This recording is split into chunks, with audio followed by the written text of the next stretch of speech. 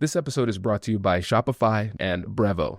Do you want to level up your marketing fast? Meet Brevo, an all-in-one marketing and CRM platform that helps you to run email and SMS campaigns, manage leads, and automate follow-ups. Plus Aura, Brevo's AI assistant, helps you write smarter campaigns and optimize performance. Start free or use code ANYTHING50 to save 50% on starter and standard plans for the first 3 months of an annual subscription at brevo.com/anything. Shopify makes it easy to sell online and in person with customizable templates, built-in AI tools, and built-in marketing to help you reach your customers faster. The all-in-one commerce platform to start, run, and grow your business. Start your $1 per month trial today at shopify.com/Kwame. That's shopify.com/KWAME. Welcome to this Negotiation Masterclass edition of Negotiate Anything. With over 1,600 episodes featuring some of the world's brightest minds, we've carefully curated 3 powerful conversations for you. What makes this so special is that you'll hear how different experts from different industries approach the same challenge in their own unique ways. Our goal is to give you multiple perspectives so you can build your own unique style. Success doesn't look the same for everyone, and in this masterclass, you will see exactly why. Let's dive in. My business model from the beginning has not been selling you a home. My business model is to be your agent for life. And I can't do that if I don't put your needs first and your goals first and just do what's best for you. And then because I personally don't do any paid advertising right now, it's through word of mouth. And that's very, very powerful. What my clients have to say about their experience with me is going to be echoed throughout this community because, again, I'm in a niche market where everybody knows everybody else. So taking care of your clients is, extremely critical. And so, Candace, thanks for joining us today. hi, Kwame. Thanks for having me. It is my pleasure. So how about you get us started by telling us a little bit about yourself and what you do? It's funny because a little bit about myself is that I do not like public speaking. It always surprises, I think, my friends, family, SOI, anybody that I'm in small groups with, because I think I do present myself as very extroverted. And then if you follow me on social media, I'm on video doing different things, but actually doing public speaking makes me nervous. So I think it makes me nervous because talking about myself, knowing that the intro to this discussion is who's Candace? Talk about her. That always makes me go, oh, I got to talk about me for a second. So yes, I'm Candace Hall. I'm with the Thomas Riddle Real Estate Group at New Albany Realty. That is the #1 brokerage in New Albany, the #1 team at the #1 brokerage in New Albany. So we're super proud of that. We've been in business for over 25 years and we've helped over 2,000 clients find a home. And we also just broke the $1 billion mark, which is super exciting for our team. So yeah, I'm a top producing agent in this marketplace. And a little bit is that I actually entered and most people don't even know this. So I'm spilling the tea here. So I actually got started full time. So I entered the market at an extremely competitive time, which actually I think was a blessing in disguise because I didn't have any prior conceptions or ideas about the market. I didn't have any bad habits based on a market that was no longer relevant. And I actually think that was really tough for a lot of agents to deal with because they're well, it's always been this way. And I'm accustomed to listing homes at X price and having this result. I just really had to, be very studious and be a sponge and understand the market that I was in. And of course, being just extremely competitive in general, I think really helped me because I was this is a sporting event. And I do still treat real estate as if it's a sport. And my kind of idea is that I'm going to put in the time. I'm going to put in the time that other people just aren't willing to do. So, and if you think about it like a sport, I want to be the last person to leave the gym. And I'm going to be the last person making that phone call on that negotiation because I just want, to go the extra mile. But anyways, so yeah, as I joined the second half of 2021 and I led my team in sales or closings for clients that last quarter. And that was pretty cool because, I entered a market that was very competitive with some really great top producing agents. And there was kind of a question where everybody was looking at me what's going on? Is this beginner's luck? Is this gonna, trickle out, of top producing agent in a very niche market? And that's great. We just continue to work extremely hard to put my clients in a position for success in a market that's very, very competitive. And in order to do that, you have got to figure out how to win in multiple offer situations. If you cannot do that as an agent, you won't be successful and your clients are not going to find homes in the marketplace that we're in, which is a tough reality, but it's the reality. Absolutely. And it's really interesting too, because there are all sorts of different businesses and backgrounds that are represented in our audience, but we can all understand what it means to be in a competitive market. But when it comes to real estate in particular and the circumstance regarding multiple offers, that's pretty nuanced. So can you give us a just a general overview of what that looks like before we actually get into the negotiation skills and strategies?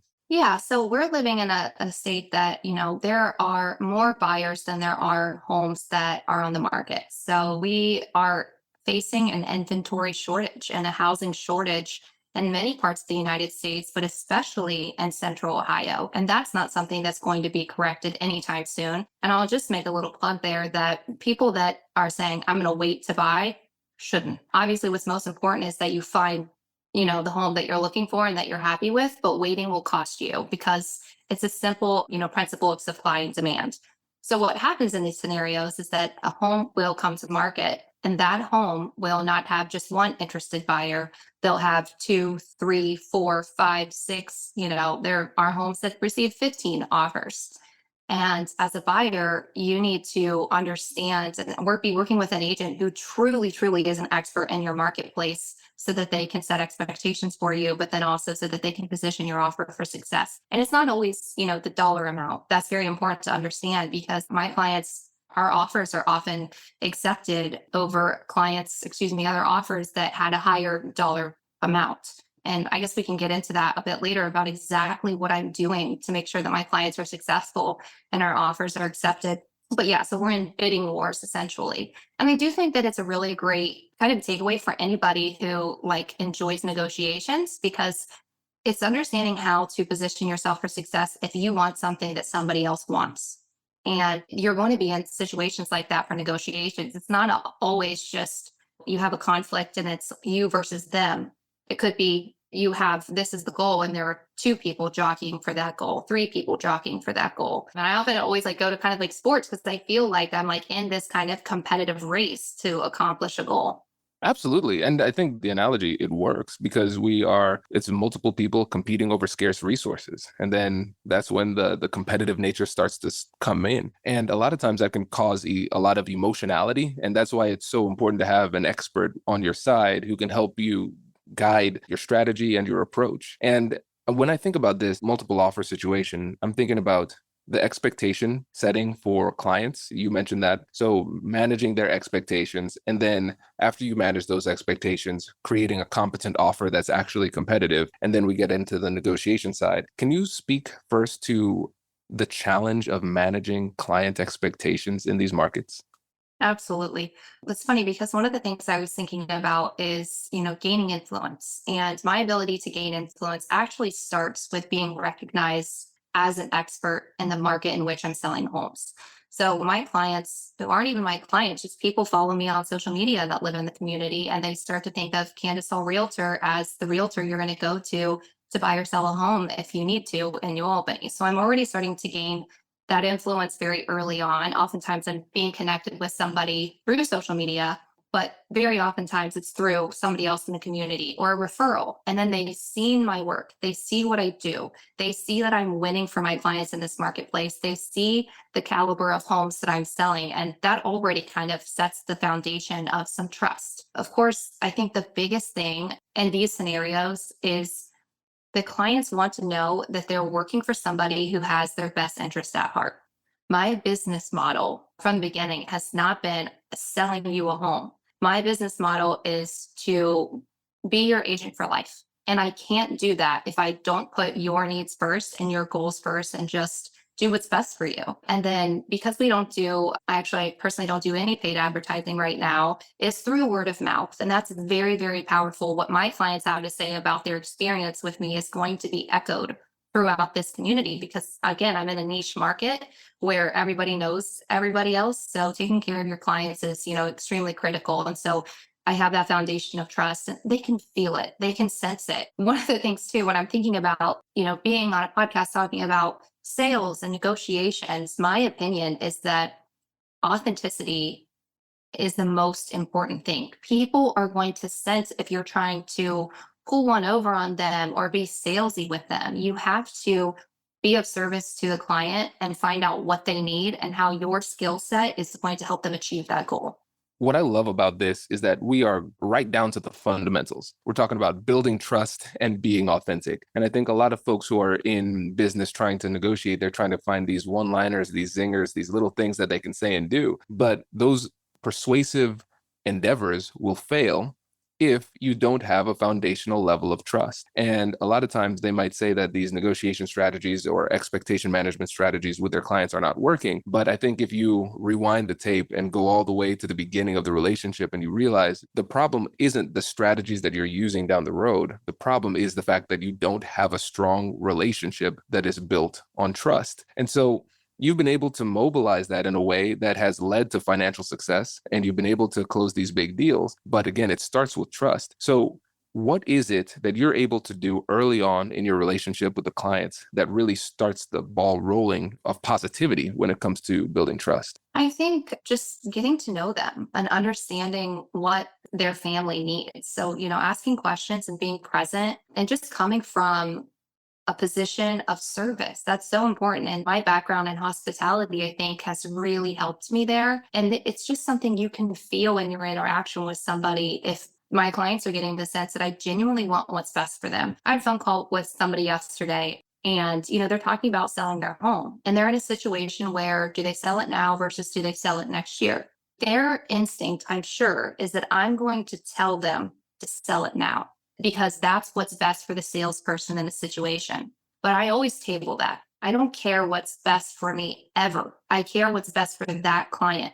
Because if the client picks up on that, they're going to feel it. They're going to know. And if I don't do what's best for them and guide them with that genuine, truthful, solid advice, they're not going to trust me. So it was funny because I was just like, talked to them yesterday. She said, well, we could maybe, I said, well, if you could sell next year, I think your home value will go up. I think that you'll probably be able to sell your house for even more. So let's work through like what fits best for you and your family right now. Let me connect you with a local lender so you can get all the information that you need.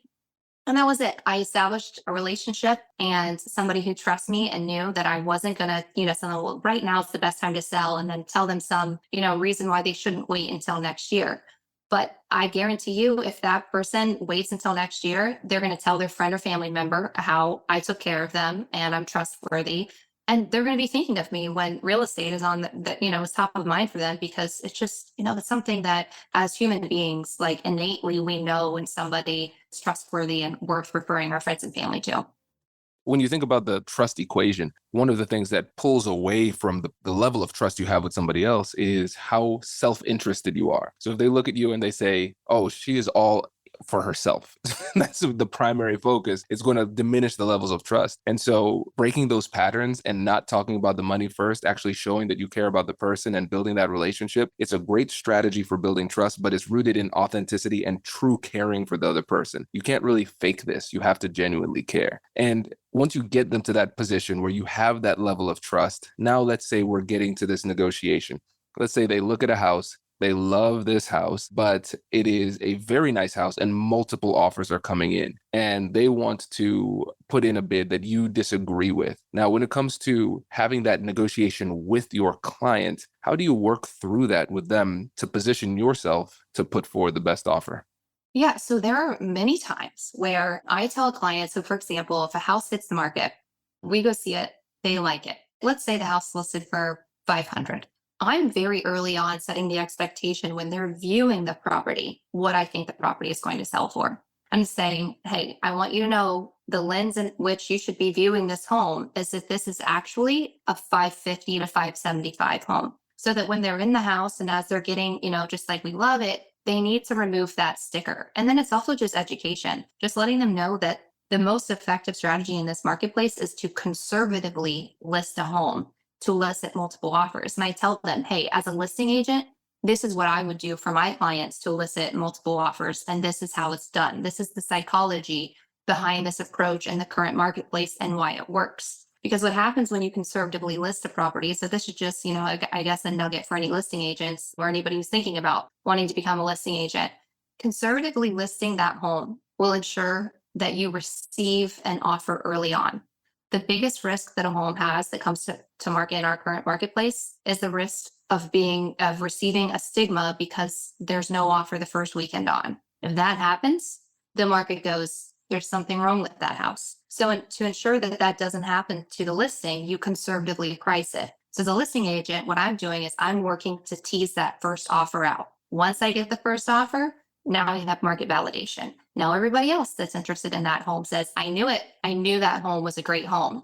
And then that's how you then create and this bidding war. So it's funny because as a listing agent, I'm creating the bidding war. I know what to do. I know what strategies to put in place. And then when I'm representing the buyers, I take that and I flip it on its head, right? So I am not the first offer in the door. If my client says I want to make an offer, I say, great.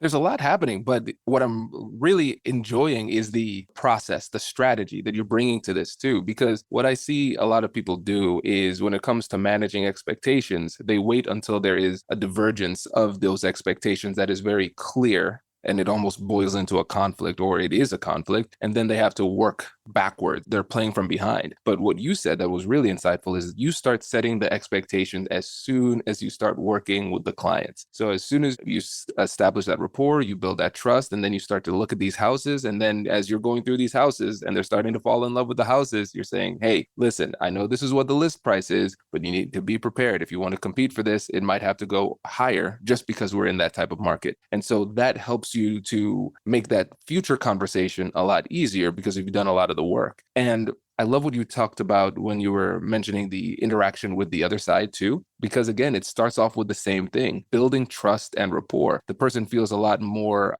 psychologically safe with you. They feel more open to being vulnerable and sharing information because they know you're not the kind of person who's going to take advantage of them inappropriately, and you are competent and credible, and you're actually somebody who they would actually want to work with. This is a masterclass because what we're doing is we are pre-negotiating all of these things so you don't run into a situation where the conversation is much more difficult than it needs to be.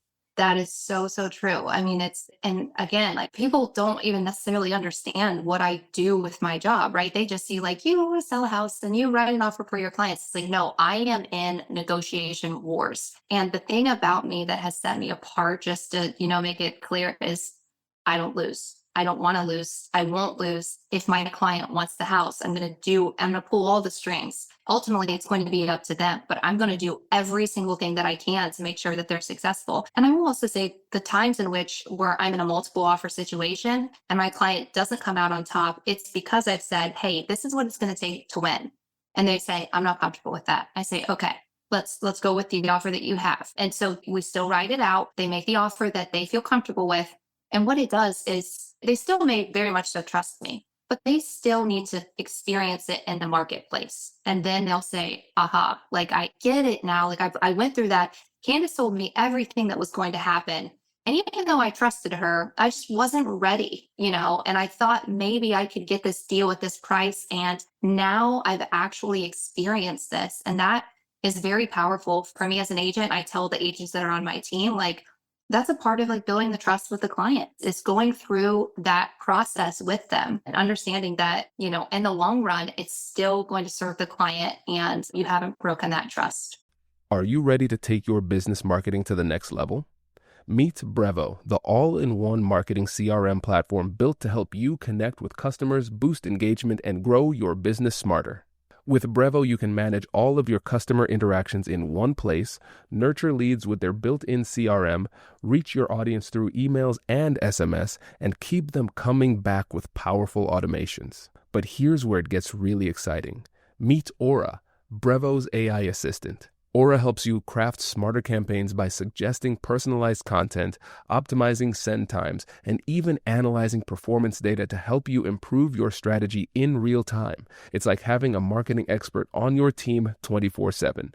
And of course, Brevo offers advanced analytics, seamless integrations, and AI-driven personalization, everything you need to create multi-channel campaigns that hit the mark every time. Get started for free today or use the code ANYTHING50 to save 50% on starter and standard plans for the first 3 months of an annual subscription. Just head to www.brevo.com/anything and take your marketing further with Brevo and Aura. Ooh, this is good because what you're doing here is you're continuing to build trust through respect. You're respecting them as an adult to make an adult decision. And you're saying, hey, this is what I think might occur. It's your decision. If you want me to do this, I'm going to do this. I'm going to give you the information that you need to make an informed decision. And then what you said is you allow them to experience it in the marketplace because you can anticipate what's going to happen because you have a lot of experience in the marketplace. But for most people, it is a purchase that they only make once or a few times in their life. So you're going to have a lot more experience. And so you're going to say, hey, listen, I'm going to stick with you. If this is what you want to do, let's do that. And that's another mode of persuasion instead of doing the other thing, trying to almost patronize them by preventing them from making this decision. And now you break trust and it makes it much more difficult for you to have a good working long-term relationship.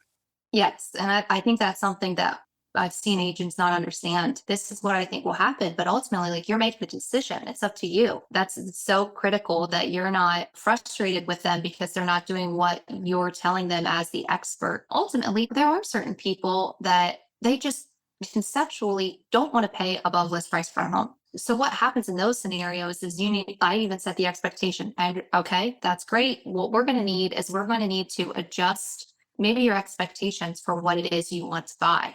We probably need to look at homes that have made it through the first weekend on the market, maybe need some cosmetic updates. Those are probably the homes. And so then we shift. So based on, what the client needs, based on their expectations. There are certainly, like I said, there are people that just don't want to be in bidding wars, don't want to pay above what the current price is. And you just have to be able to pivot. But serving your client and making sure that you never, ever break their trust is the only thing that's going to lead to you being successful in this market. I love this. This is great. And now, Candace, with the time we have left, I think this would be a great opportunity to talk about the challenge or maybe perceived challenge of negotiating commissions, because now we're living in the world after that big decision. And there are a lot of people who are concerned, confused, and not really sure what to do. So for the listeners who might not be familiar, can you just give an overview of what happened and then talk about your strategy for handling? Yeah, so I guess I just want to disclaimer here. I'm not the expert. Frankly, I haven't spent much time following this at all. And it's because of my opinion on the matter. And I'll share with you what my genuine opinion is. I think there was a settlement that was proposed. I don't believe that that's been ruled on. So technically, I don't think that there's any decision that has been made final. But ultimately, there was an argument, I think, that perhaps commissions were not being negotiable for consumers. I disagree. I, certainly have never entered into a situation working with a client that didn't believe that my commission was negotiable because I've been negotiating my commission since I've, started as an agent. There are buyers that want to negotiate the commission that I paid. Of course, anytime I'm at a listing interview or appointment, my commission is discussed. So my opinion on the matter is there's kind of like this overarching idea that commissions weren't negotiable before and now they're going to be negotiable. In my opinion, the only thing that's going to change is going to probably be the way in which commissions are disclosed. So there's going to be extra disclosure everywhere about who's getting the commission and what they're getting. The other thing that people, I think, need to remember is that you've always been able to sell your home for sale by owner. There are discount brokerages that have been in the marketplace for some time that are just known as a discount brokerage that will list your home for 1%. I'll tell you that exists in Central Ohio. Everyone, I'm sure, knows that there's some place that you can list your home for very little commission. Why aren't those the number one teams? Why is that not my competition? That's not my competition because what I deliver my clients is valuable. The people that are in our community, the people that are in our marketplace that truly understand real estate, understand that they need an expert. I'll tell you, even as an agent, I need to be informed about how the market's changing weekend by weekend. It's just, you truly need an expert. And then the other thing I think I mentioned this to Kwame before our conversation, was that as a listing agent, if I personally listed my home for sale, there's no question that I would not offer 3% to the buyer's agent. The reason why I want to offer 3% to the buyer's agent is because I want to highly incentivize any and everyone to work on my behalf to market that home to as many people as possible. And so when you take that away and you decide how much you're going to pay someone, there aren't a lot of buyer's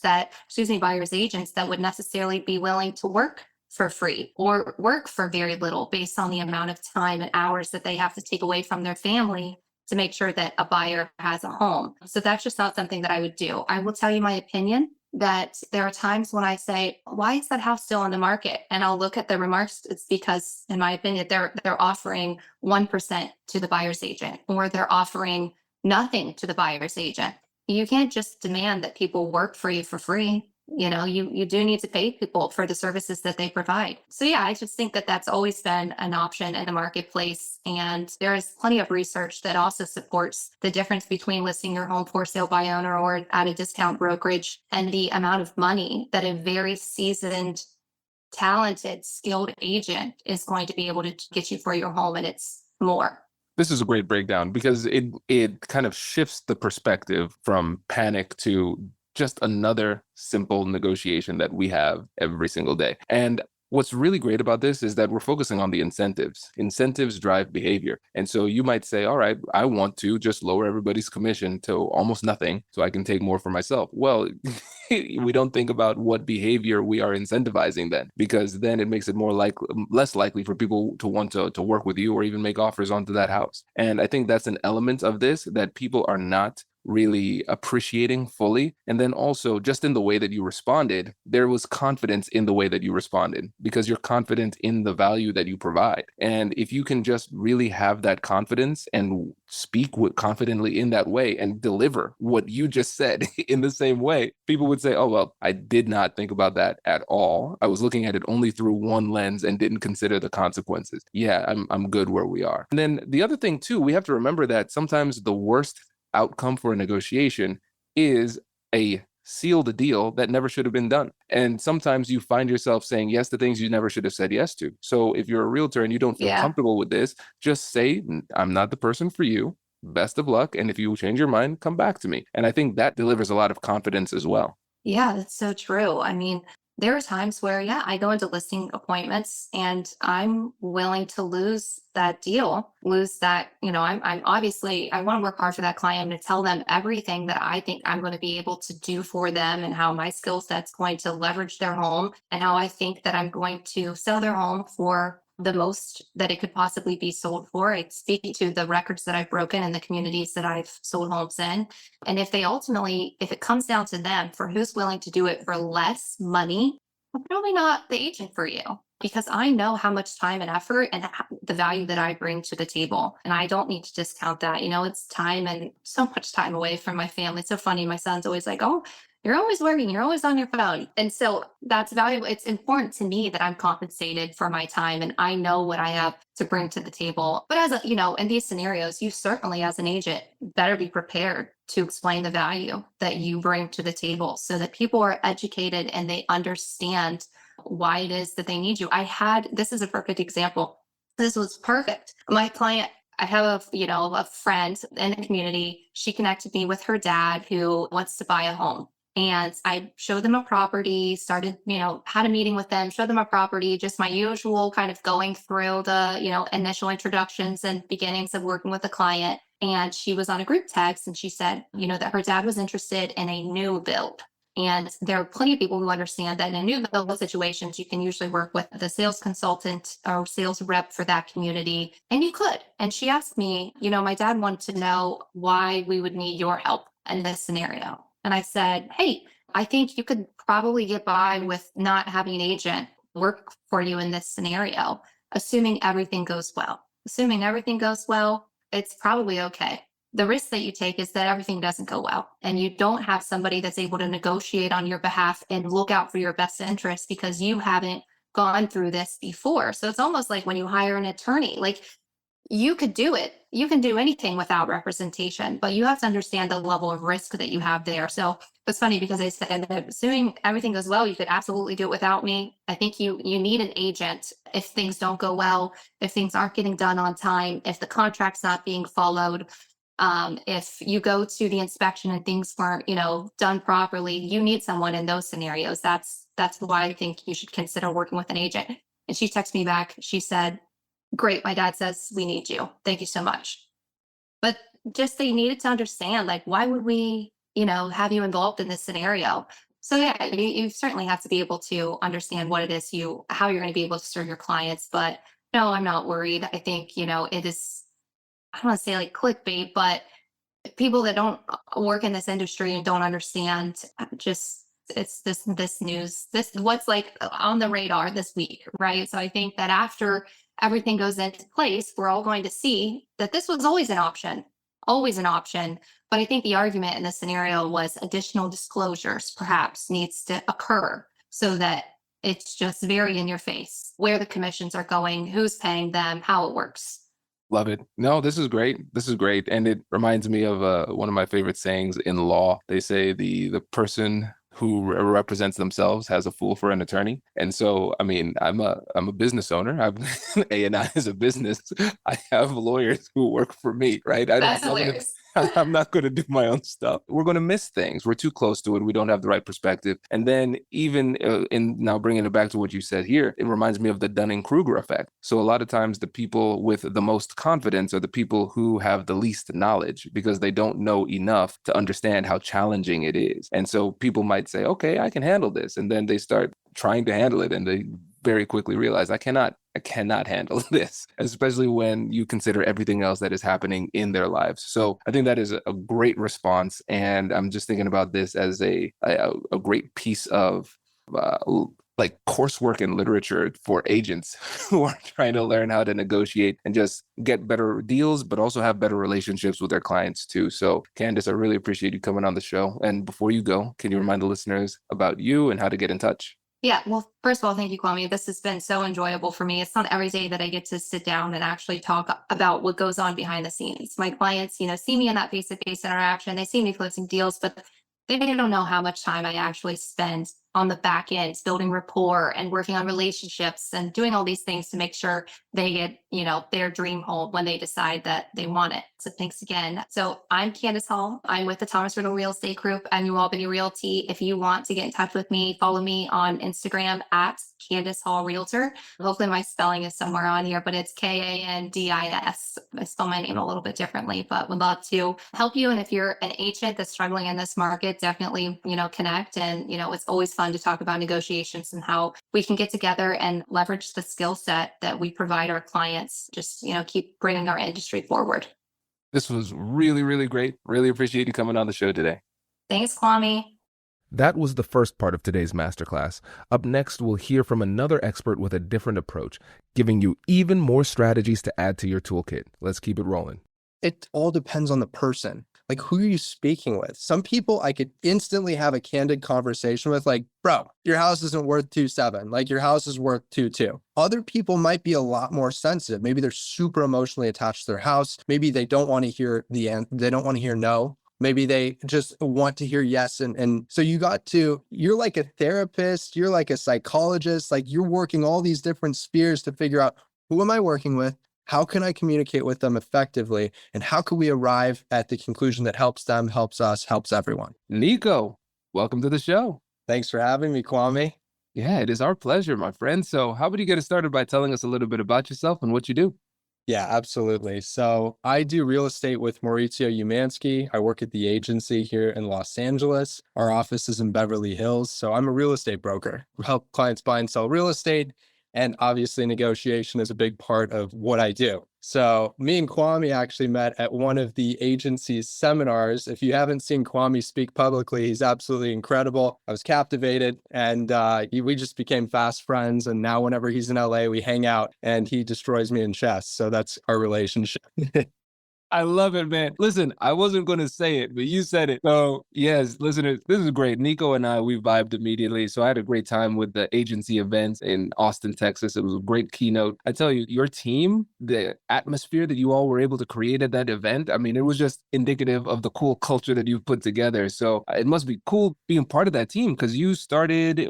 Yeah, so I started last year, and it's been the worst time that you could possibly start in real estate. So this is equivalent to, forget 2008. That was a better market because you had people foreclosing. It was a sadder time, but you had people foreclosing on their properties. People were kind of forced to sell. There were deals to be had, so people were buying. There was still transactions, But if you look back at transaction volume, this is the lowest it's been. So for us to be on par with that, this is one of the worst markets in history. That being said, I'm going to discuss a little bit later about how negotiation has helped me become a better agent, and training and my constant need and desire to continue to learn and be a better agent has really fueled my business. And a lot of people are not doing any business. I've been able to do 5 transactions this year, and it's all because getting out there, putting yourself out there, and hustling, which I know people who are tuning in to listen in on negotiation, I'm sure have some business acumen. They're looking to improve themselves. People are listening to this podcast. So I'm going to share some examples of how I've done that. Hopefully you learn a little bit about the real estate market too. I think it's a market that everyone should know about. But more broadly, we're going to talk about how negotiation is really a common thread, whether you're in real estate, whether you're selling cars, whether you're doing your day-to-day job, whether you have a 9 to 5, you're still negotiating. You got to negotiate for your salary, right? If you're going to get a raise in salary, you got to negotiate. So there's a lot of common threads. So you're going to get tinges of real estate, touches of real estate, but I think more broadly, if you're tuning in, it's going to be about negotiation as well. I love it, man. And here's the thing too, because your approach clearly is leading to success. Because when you're talking about transactions, Nico, we really have to paint the picture of what type of deals that we're talking about. Because I'm out in Columbus, Ohio, the market is a little bit different. You're out there in Beverly Hills, the property value is a little bit different. So can you paint a picture to the audience of what negotiations look like in your world? Absolutely. So just for context, I quit a really well-paying job to get into real estate. And at first it was because I had a great connection in the real estate world who was encouraging me to make the leap. But like you said, you're in a state where the property values are much less than Los Angeles, California, which is one of the main cities in the United States / the world. So just for context, my first deal was a $3 million house. Now, when you break down the commissions on that, a buyer's agent takes home minus splits and all that stuff, but they're taking home 2.5% of that transaction. So if you do some simple math, it made a lot of sense to get into real estate. So $3 million properties in Los Angeles are pretty standard. You got to think, if you're going to get an entry-level house in LA, to get something that's relatively nice, a 3-bedroom, 2-bath with 1,800 square feet in a decent neighborhood, you're looking at like $1.5 to $2 million. So most people who are my age, who I'm 30, and we're just entering the housing market and we're getting our first place, a lot of people are getting a 1-bedroom condo in an older building for $600,000. So it's just crazy. And when you look at the Midwest, you're getting a 3-bedroom, 3-bath house, 2,500 square feet for like $200K. It's crazy. So as an agent, since we get a fee off of whatever we sell, it makes a lot of sense to be in a market that has higher values. That being said, there's a lot of competition. With a lot of competition, it's really important to differentiate yourself. I wear, and this is no joke, I wear a full cowboy outfit out sometimes just to get conversational flow. I'll get 5 conversations I've calculated per day that I wear a cowboy outfit. Just, oh, where are you from? Where'd you wear that? And I used to live in the Midwest, so it's not too far off to be wearing a cowboy outfit, but it's a conversation starter. And then you start with, yeah, where do you live? Oh, I live in West Hollywood. Okay, West Hollywood. You like West Hollywood?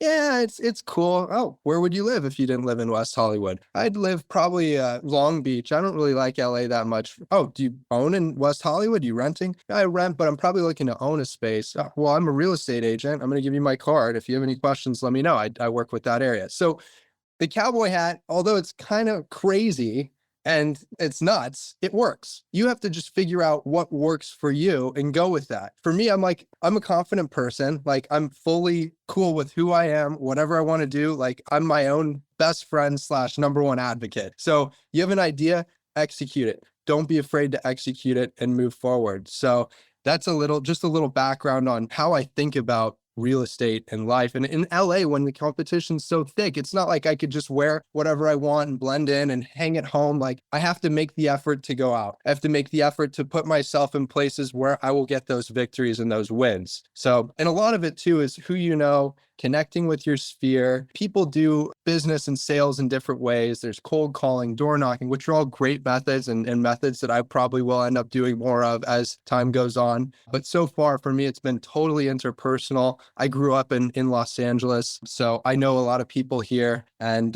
just connecting with them and putting the word out there has been really helpful for me to spark my business. So listeners, you're seeing why I love talking to Nico. You're just dropping all sorts of gems and just passing by. We're going to hone in on some of these because I love talking to folks who are in the real estate space, especially in LA and New York, because the environment is so competitive, because we don't just have the negotiation expertise that's required to close these deals. The marketing and sales at the front end is so important because you have to stand out. It's so incredibly competitive. And so you have to get people's attention first, demonstrate that credibility, and then make it clear that, hey, I'm an option for you without pushing too hard. And how do you balance that when it comes to the competitive ecosystem you find yourself in? Because that in itself is a negotiation too.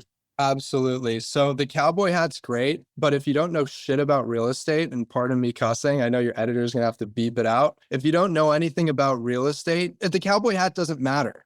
So you need something to qualify yourself. All right. So the qualifier, you could wear a SpongeBob outfit. It really doesn't matter, but you need a qualifier. It doesn't matter how you look. It matters what you know. For example, someone walks into an open house and I'm wearing my sweats and my t-shirt and all the other agents are wearing suits. Just based off appearance alone, you're going to go with the guy who is wearing the suit. But what's your qualifier? This is the question that you really have to understand and know. My qualifier is, okay, which house are they walking into? What are the other houses in the neighborhood that look like that are at that price, 3-bed, 3-bath, whatever that they're looking for? What's the difference? Okay, 123 Main Street down the street. How is it different? Is it a 1-story, a 2-story? If an older couple walks into my house and I'm wearing sweats and I don't look qualified, what am I doing to qualify myself? So they walk in and I say, hey, how are you doing? Oh, we're doing good. You know, we looked at the house. It's not really for us. We're looking for like a 1-story because our knees are bad. We're getting old. Oh, did you see 123 Main Street down the way? It's a cool house. I didn't really like how the fireplace is positioned, but it's kind of a nice option. You could go in, you've got the primary on the lower story. It's still got a pool. It might be an option for you. Or there's also 225 Main Street down the street even further. Now the guy wearing sweats seems like the best option because holy cow, he knows the market, right? So how are you going to qualify yourself? The other way to qualify yourself is working for a reputable brokerage. So when I go into a meeting with someone and they're thinking about listing their house with me, when I say I'm from the agency, it's one of the most prestigious brokerages in the world. Now, there are other brokerages that don't have that same level of expertise. You may hear a name and say, I don't know if I trust the brand, right? So you don't know if you really trust it. So the agency is trustworthy. So what are these qualifiers? The brand that you work for, your knowledge is really the most important piece, and knowing the market and knowing what's going on and giving examples of what you've done. Now, when you're breaking into the real estate agency, it's like a plastic surgeon, right? Do you want to be the first client for who goes in for surgery with this guy? Absolutely not. That is the most ludicrous thing. It's the same thing with real estate. So you got to find a good mentor in whatever field you're in. You got to find a good mentor who's going to be your qualifier instantly, because you might not know all the things that you need to know. But when you have a mentor, you could easily slap their brand on your pitch. So yeah, my name's Nico. I work directly with the CEO of the agency, Maurizio Umansky, titan in our industry who's closed incredible deals for the last 30 years, and they're totally hands-on with me. So that's like instantly like, oh, wow, that's amazing. And then bring Maurizio to the listing appointment, show that he's there, and then get his advice as you're moving forward. You're going to get osmosis. You're also going to lose the deal if you don't bring in a mentor. If you don't have a mentor, you might risk losing the deal because you don't really know. And think about real estate. The thing about it that I've learned in the last year, there are 1,000,001 things that you have to know to get a transaction done. When people say, oh, I'm not going to use an agent, I'm like, good luck. Like the amount of paperwork, the amount of disclosures, the knowledge that you have to have, knowing what to do and when, I believe there's like 200 plus items that you need to execute in order to close a real estate transaction. Think about all the people involved in that. Think about all my inspectors that I have to call when I'm looking through a house. Think about my transaction coordinator who's helping with all the paperwork. What to speak of the car forms that you have to be a realtor, a California Association of Realtor forms to be a realtor to access. Think about the hundreds of forms that I have access to. Are you going to have a lawyer draft all that? I mean, you could, but you have $1 billion organization backing all these contracts and they're the industry standard. So it makes sense to go with a realtor who knows the forms, who can help you through all this stuff. But yeah, so anyways, a bit of a tangent, but yeah, that's a little tidbit on qualifying yourself and having the proper knowledge. And it's not just what you wear and getting the leads, it's also actually knowing your business. You're absolutely right. And just to recap for the audience, when it comes to qualifying yourself, your three things that you go to: first, showing people that you know the market, the credibility of the brand, and then strategically letting people know the connection that you have with such a powerful mentor. And so for listeners, if you don't know Mauricio Omansky, he's a big deal. Not just in the real estate space, but also crossing over into the mainstream with Hollywood, with the Netflix as well. So like Netflix show, I mean, you couldn't name anybody better in the industry as a mentor. And one thing I want to home in on is showing that you know the market. One of the mistakes that people make when they're trying to show off the fact that they know stuff is that it comes off as showing off, not being helpful. Because you're saying, all right, I'm going to listen, I'm going to empathize, I'm going to understand what they need, and I'm going to give them the amount of information they need to make a better decision and educate themselves in a relevant type of way. But other people, when they're insecure, you just hear them showing off encyclopedic knowledge of random things. It is a major turnoff. So I love the fact that you bring that relevance in there too. Totally. It's way easier to be an encyclopedia of, oh yeah, this fact, that fact, because it takes you 2 minutes to learn the fact and it takes you 2 minutes to explain the fact. It takes you 3-4 hours to understand the market in a neighborhood and 2 minutes to deliver the important information that they need. So it's a lot harder to be helpful versus actually just knowing a fact or two or three. And it's actually such a turnoff. It's like, I didn't need to know about that information, and then you've already lost them. So yeah, there are 3 things that really determine the value of a transaction, whether if something's sitting on the market for a long time. For example, if I have a listing, there are 3 things that really determine whether or not it's going to move. Okay, the first thing is the agent. Is your agent taking calls of clients that are coming in? And I've seen scenarios where no, they're not taking calls, they're not reading their emails. And it's just the craziest thing to me that these people exist, but they do. So they're not taking calls, they're not reading their emails, they're not saying, hey, we just got a lead. Hey, they're not doing the showings, they're not doing their job. That's number 1. Number 2 would be the marketing. Okay, so what do your pictures look like? What is your listing description? How are you putting it out there? Are you doing social media posts? Are you doing, are you posting on the MLS, which for us is like the Zillow for agents? And number 3 is the price. What price are you going out at? And this is where the negotiation part of our conversation comes in. So the price, is it too high? Is it too low? What does the market determine as the proper price for your property? And what are you priced at? Now, it's kind of counterintuitive here because a lot of how you price something is a really, really, really important piece of the puzzle on whether a piece of real estate sells or not. And when you think about the price, obviously, both the listing agent and the person selling their house want to get the highest possible price for your house, right? I get paid more if I sell the house for more.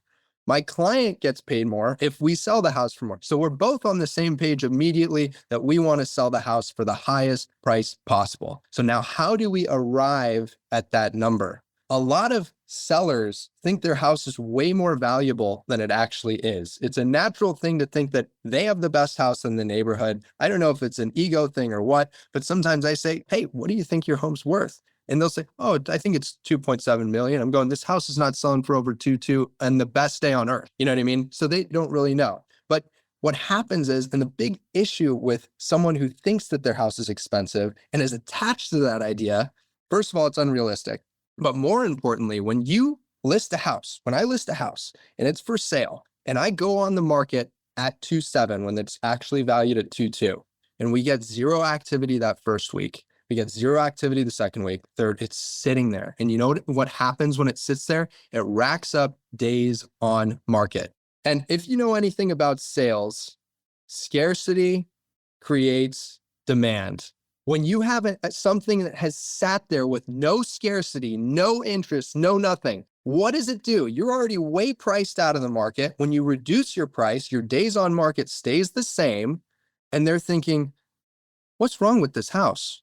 And it kills interest. Now, if you underprice it, let's say your price, and this is, by the way, full disclosure, this is the LA market because it's so competitive.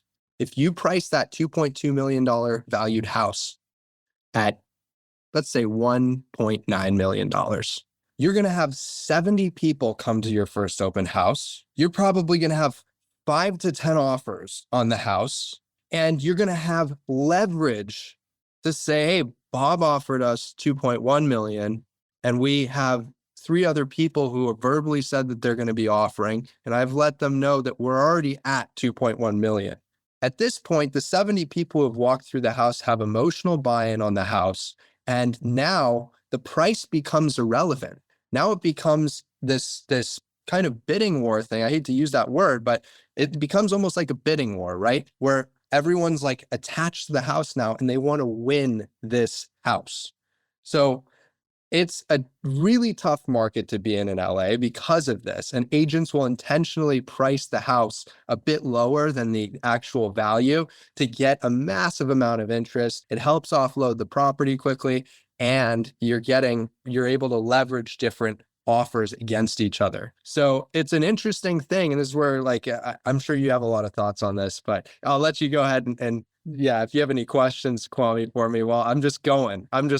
So This is so good. You just wound up the Kwame negotiation doll. I love this because the negotiation starts off with the pricing strategy, right? But even before we get to the pricing strategy, we have oftentimes the tougher negotiation that you have with your own client for what the price should be. Because there's a difference between you as a real estate professional knowing how you should price things and you as a real estate professional successfully persuading your client to post the house at the right price. And so in psychology, this is called the endowment effect. So once you own something, you value it higher. And so every year that somebody spends in the house, they're investing more emotionality into it, and that price point goes up and up and up. So if the same house belonged to somebody else, they would say this is a $2.2 million house. But if that same house belongs to them, this is like 2.7 because of the emotional tax. exactly. So that's one of the tough negotiations. Then let's say we actually get it down on the market for something that is too high when we don't get the appropriate buzz. Really what this is this lack of the scarcity principle is not acting in our favor. But even more so than that, it's social proof, which is the wisdom of the crowds. What are the crowds saying? Crowds are saying something's wrong with this house. And so they're not going to investigate further. That's the thing. It is an emotional conclusion that they come to. Everybody is saying no to this house. It's been on the market for how long? What's wrong with this house? Pass on it. They're not going to dig deeper. And then on the other side, it's still ultimately an emotional decision because they're saying, wow, there are how many offers on this house? It's been on the market for like 3 days and it's already got offers. Everybody wants this. I want it too. And again, they're using that same psychology, looking at the masses, seeing what they're doing, and then following suit. Ultimately, it's still an emotional decision, but there's so many layers of persuasion we have to get to in order to arrive at that conclusion.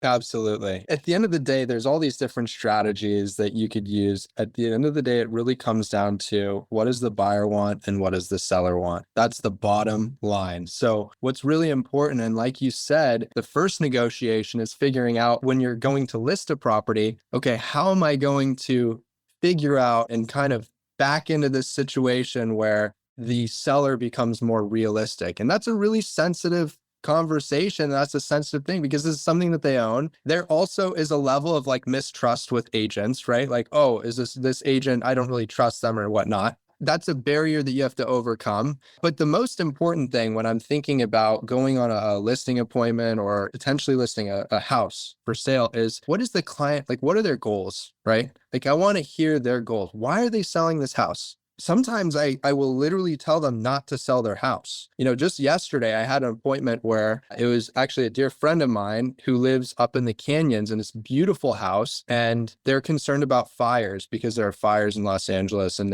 they've been in the house for 30 years. They're like, we want to sell it and we want to move to this neighborhood. And I looked at the value of the house and the neighbor. I said, this is what you would get in this neighborhood. And frankly, I don't really see you making that move because of your lifestyle, what you like to do. The guy likes to work on on motorcycles. He's got a big garage. It makes a lot of sense where he's at. And I had to kind of understand, number one, what's your goal having me help you? What's your goal? What are we arriving to, right? Another person's goal might say, hey, I want to sell the house and move to Hawaii. Okay, well, how much is a house in Hawaii that you're looking for? 1.5 million. Okay, and you're looking to get what from your house? Oh, $2.7 million. Well, your house is worth 2.2. We could still accomplish your goals, which is the good news, but this is the price. So trying to understand, okay, what are their needs? What are their wants? And then strategically and tactfully arriving at obviously something fair. My job, and I have a fiduciary duty to my clients, is to make sure that I'm honest, that I'm working in fair dealings, and that they're taken care of. So that's the utmost important quality of mine that I like to present with whoever I'm doing business with, because at the end of the day, it's like your reputation. And that's why people will come back to you. So if you are an honest person, if you are telling people honestly, a real estate agent telling me not to sell my house, even though they'd make $100,000 on the transaction, there's something like, oh, he actually cares about me, because I do. You know what I mean? So, and then that'll lead to referrals in the future or whatever, or when they decide to sell, if they do for another reason, that'll lead to a potential sale. But it's so important to be honest, to deal fairly, and make sure that you take care of the people that you're working for. Obviously, in any industry, it's good to be honest. So yeah, I think it's an interesting negotiation when you're going in and someone has an inflated value of their house. There's a myriad of ways that you could kind of share with them that, hey, your house really isn't worth this. So number one would be pull the comps. Share recent properties that have sold in the area. Down the street, there's a house that sold for 2.2 million, same bed, bath count, same amenities. It had a pool just like your house, same kind of finish work that you have. There's another house that sold for 2.1 million, and this had the same stuff. The ones that are selling for 2.7 have an extra bed and bath and an extra 400 feet, and they have a pool and a jacuzzi, and that they have a bigger backyard, and they're maybe newer finishes. And so you kind of arrive at this value where it all depends on the person. Like, who are you speaking with? Some people I could instantly have a candid conversation with, like, bro, your house isn't worth 2.7. Like, your house is worth 2.2. Other people might be a lot more sensitive. Maybe they're super emotionally attached to their house. Maybe they don't want to hear they don't want to hear no. Maybe they just want to hear yes. And so you're like a therapist, you're like a psychologist, like you're working all these different spheres to figure out, who am I working with? How can I communicate with them effectively? And how can we arrive at the conclusion that helps them, helps us, helps everyone? Brilliant. Because you're focusing on the outcome. You're focusing on the outcome that is best for the client. And again, a lot of real estate agents might understand what that outcome is, but do they have the type of relationship? Do they have the trust? And do they have the persuasion skills to get their client to agree with them on that ultimate conclusion? That's the tricky part. Exactly. But I love that you started off with trust, because yes, you have the fiduciary responsibility, and everybody in the industry does. The problem is that even if you are truly a fair dealer and being honest, that doesn't always automatically shift the perception of the other person, because they're going to say, well, Nico's here trying to sell, so of course he's going to say nice things. But one of the things that you demonstrated is beneficial when it comes to building trust is a statement against interest. It would be in your best interest to sell whatever and put it as high as a price as possible. But you're saying, hey, listen, that is not in our collective best interest, nor is it in yours in particular, because of these reasons. And so you're building that trust, and then you're letting the data decide. Here's the information. It is not me hating on your house that you lived in forever. This is the market. I wish I could get you that price. The market says otherwise. Right? Exactly. This is so powerful. And then lastly, your willingness to flex. Because after you're having these conversations, you're making a read on the people. And for some people, they need all of the detailed evidence and maybe several conversations and maybe a little bit of pain to change their perspective. And other people, it's like, no, I'm getting a read on this person. I can just talk straight. We can work through it. Yeah. But again, that shows your negotiation skills, because you're willing to flex and adapt based on who's in front. Totally. No, you hit the nail on the head. You're 100% right on. Let me know when you're ready to get your license out here, Kwame, because if you grasped it like that, I mean, I can't wait to take you on a listing appointment. That'll be amazing. I appreciate it, man. No, this is great. And you've been dropping gems this whole episode. And for you, because I know it's so funny because yes, technically you're starting off your career, but you're coming in here with so much experience and so much skills. Whenever I chatted with you, it did not feel like you were new in this. And I think Right. it's so important to bring your fresh perspective because times have changed so much. So bringing your mindset and your negotiation skills that are working in such a competitive environment, I think there's so much that the listeners can get from it. Totally. And for you, you're very active online, building up your social profile. For the folks who want to follow you and learn more and connect, what would you say is the best way to do that? Instagram would probably be the best way to do it. So my handle is at Nikko Show, NIKKOSHOW. It really is a show. You don't know what you're going to get. You could get some crazy videos. You could get some real estate related content. Sometimes I post a video and I'm like, I may have just lost a couple of clients from this video. I don't know, but I hope people work with me because I'm authentic. It's kind of the concept of sweats at an open house, but knowing your stuff, like people will still want to work with you. So yeah, please follow me on social media. Love it. Nikko, thank you so much for coming on the show, brother. Really appreciate it. You're the man. Thanks for having me, Kwame. You're the best. Take care. You've just heard one powerful perspective, and now we're moving on to the next. A fresh voice with a new angle on the same challenge, so you can keep expanding your skills. Let's dive in. Mike, thanks for joining us today. My pleasure. Super excited to be here. Yeah, man, I'm excited to have you. So how would you get us started by telling us a little bit about yourself and what you do? Sure. So again, Mike Capella.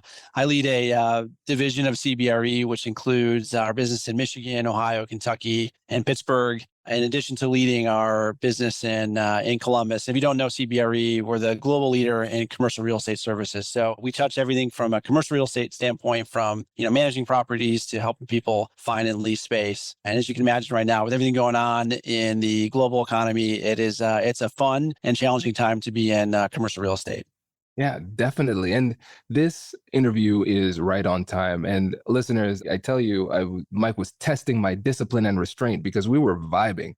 And I was like, I forgot we're here for a podcast. Save it for the show. And I'm excited because, we have over 1,000 episodes and we're hitting on something that we haven't touched yet, which is the long game. And Mike's perspective on this is fascinating. So how about, Mike, you just set the stage for us when we talk about negotiating the long game. What does that mean to you?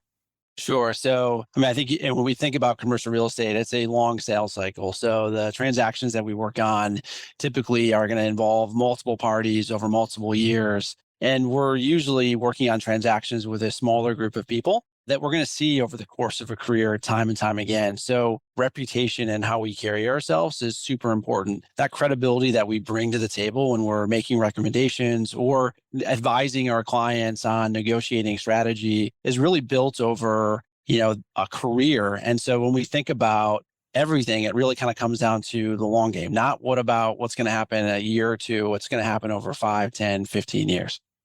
Absolutely. And now here's the thing. So folks are going to hear this and they're going to say, of course, yeah, that makes sense.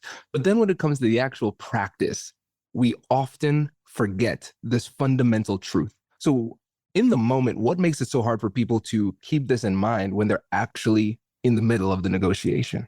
Well, I think certainly, just the emotional component of it, when we're talking about doing transactions, there's the financial side of it. If the transaction goes sideways or blows up, there is risk there that this, individual or company has spent, a lot of time and money on that and did not necessarily get the outcome. There's just frustration with the time that could be spent on getting to this particular point. And then there is the perceived loss of whatever that outcome is going to be. And that potentially could mean, challenges to somebody's business. It could be, challenges to somebody, not being able to achieve what they wanted. So they start feeling those frustrations when all those things start going sideways or don't happen. And so it's ultimately trying to find a way to keep that emotional side in check. And I do think, emotion does play a part in negotiations. And I think understanding, people's motivations in negotiations is super important. And look, I think you can use people's emotions as leverage, potentially, like we were kind of talking about. But in the same sense, when we're advising, our professionals, look, you have to think long-term with everything that you're doing. Your reputation is your most important thing,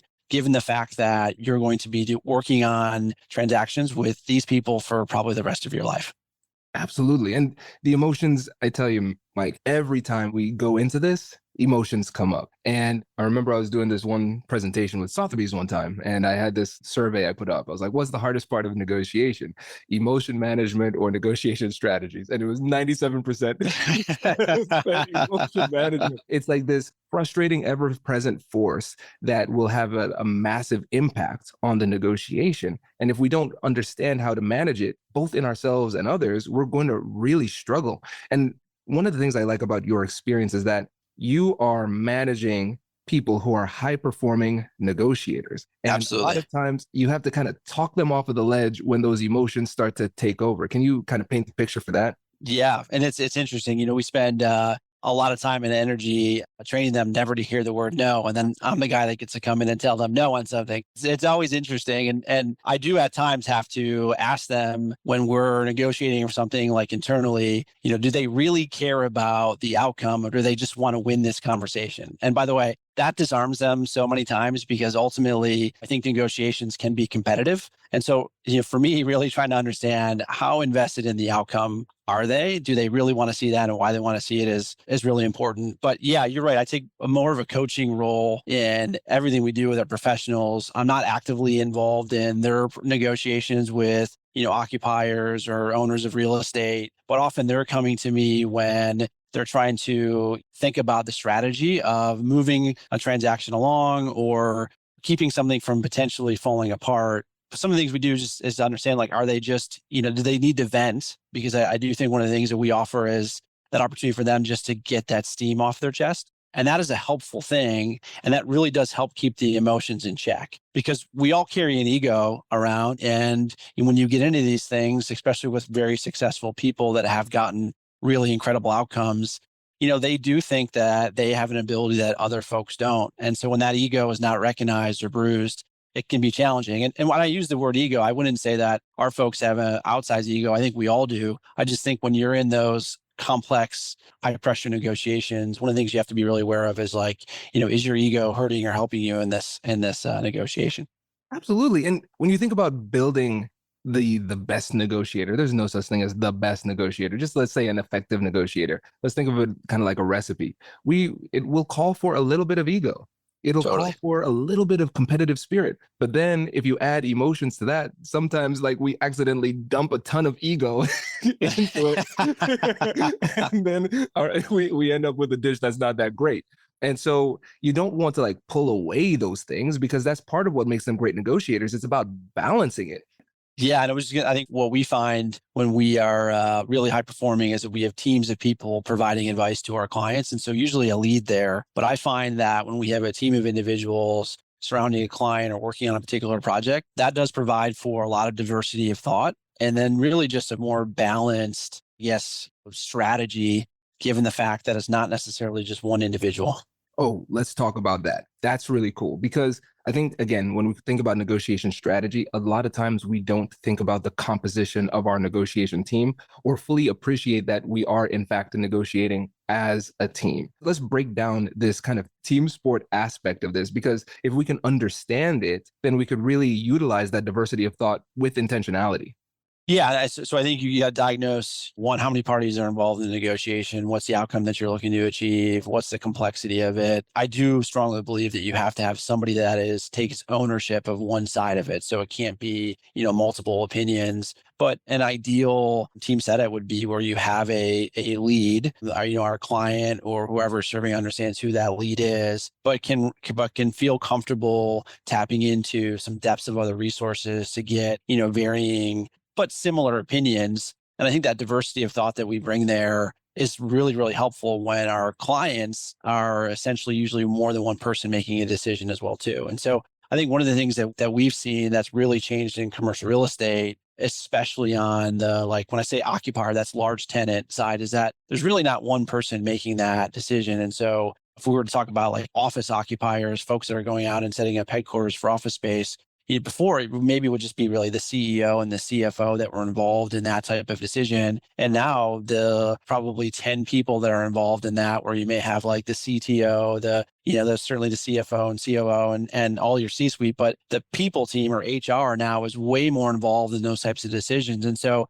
having folks within our team to be able to talk to the important things that all of those individuals are looking for becomes key, because maybe our lead is really savvy on the finance side, but there might be somebody on our team that we have built that can really speak to like what this headquarters is going to do for them from a recruitment and retention standpoint, and can talk through like what that strategy would look like, which is a really different strategy than what the finance side would be. So we're using all of that to knit together what our overall recommendation would be. And then, look, it's probably more of a recommendation setup than a negotiation setup. But when we're having all of those experts, we're then using that to create a negotiation strategy to help our client get what they're looking to accomplish, whatever that is for that particular client. Yeah, Mike, I think this is a great example because, again, a lot of times people are negotiating as a team, but they don't really fully appreciate that. But if people can recognize after hearing this, oh, yes, we are a negotiation team. We need to operate in unison. We have to be operating from the same playbook, but each person has a different role and a different expertise. Now we can tap into those unique skill sets and backgrounds that we might not have tapped into before. Totally. If we have somebody who is like the deal maker, right? Okay, cool. We have that. When you're talking to the CFO on the other side, there's a language. Like there's some credibility that comes from having somebody who has that same financial background who can speak that language in a way that's more persuasive. And again, going back to ego, it takes somebody who is humble. You have to have a little bit of humility to say to yourself, you know what? This is a crucial part of the negotiation. And I might not be the best person to deliver the message. That's hard to do, but it can be really impactful. Absolutely. Yeah. And that what I would say would be like negotiation leadership. And that's where we see there's a separation between, those folks that know how to negotiate in those complex situations and those that know how to lead through complex negotiations. And they're the ones that are typically leading, our highest performing teams that are working on our most complex transactions. And you see, listeners, you can tell when we flow through this conversation too, because we did not one time talk about negotiation like as a team in our prep. But this is so fascinating. It's so fascinating. But again, it's underutilized. And I think let's speak specifically to the aspect of diversity of thought, because a lot of times you might have a team, but you might not have that diversity of thought. You might have people who look different and have different backgrounds and think all the same way. And so we really have to be honest with ourselves to figure out who needs to be at the table, who needs to be part of the team, but not at the table, and what voices are missing. Because we all have blind spots. And especially going back to what we were talking about with emotionality, if our emotions start to take hold, the blind spots become bigger and even harder to see. And so there has to be a lot of trust within that negotiation unit to be able to speak truth to power and hold people accountable, because we're not always going to be on the same page internally, but we still have to be in unison once we step outside and talk to the other party. Yeah. And I think we do that. So I'd say when I think about negotiations, I think about it just, getting the winning outcome, or looks like that was weird. I just got a pop up that said, check your, all right, maybe we got to tee that up again. Sorry. You're good. Yeah. So let's just clap twice. You can take it from the top there.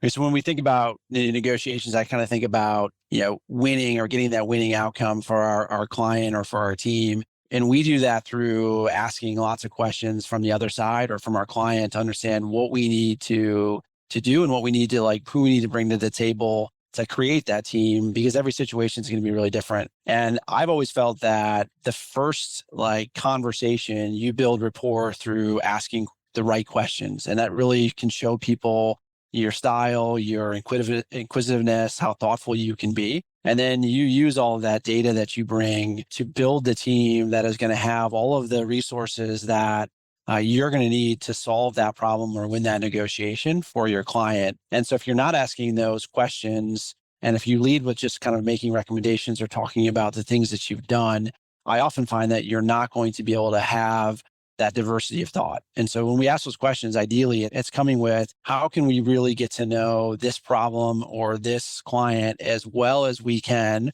right from the get-go? And then, like I said, I deeply believe that you build rapport that way more so than anything else. And then ultimately, rapport leads to trust. And trust to me is how you can really win through a negotiation, by the way. So I would say to build the right diversity of thought, we got to start with asking the right questions, understanding who needs to be there, and then really being very thoughtful about making sure that not only do we have the right people in the room, but they understand what their role is there. They're not just there to, because they look a certain way or they're a certain age. It's because they're filling a certain role. And we really want them to own that particular role through that negotiation or through that problem that we're trying to solve. That's so important. Yeah, because they have a role to play. And then they also have to be empowered to play that role when the time is right too. And I don't want to gloss over this because somebody could say, all right, ask the right questions. Okay, I'll go in and ask questions. What is it that people often get wrong when it comes to asking questions in these negotiations?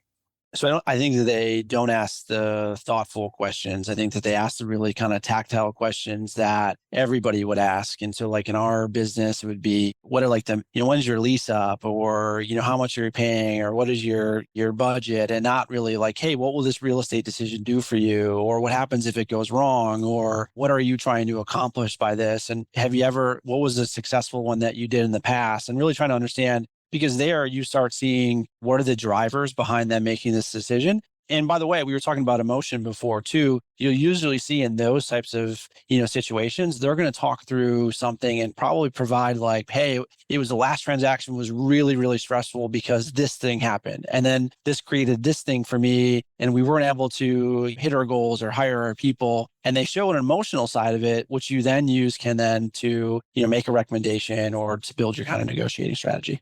I love this, Mike. This is great because think about this. Let's say we don't ask that question, then we might try to replicate some success that we had in the past, which triggers this traumatic response from the other side.